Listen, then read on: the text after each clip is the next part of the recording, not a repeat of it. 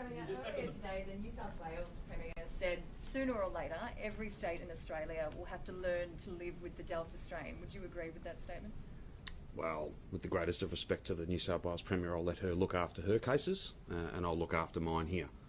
I don't know what that statement means.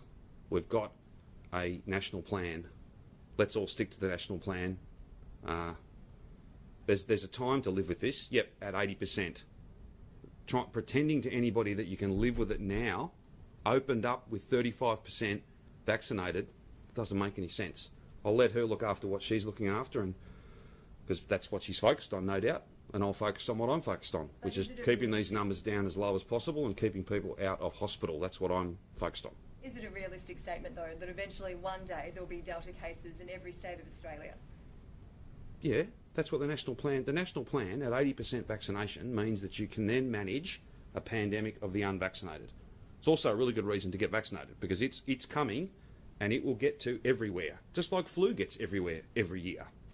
This is much more serious than that, but you know, no part of the world will not finish up with Delta cases and whatever variant comes after that. So that's why we have a national plan, not to stay closed at 80%, but to open up. And what that will mean is that there will be transmission.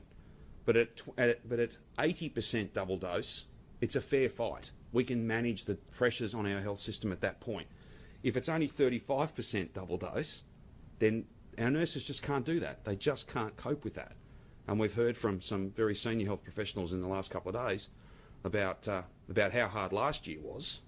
If this ran, then we'd finish up with many more cases than we did last year. Further ahead,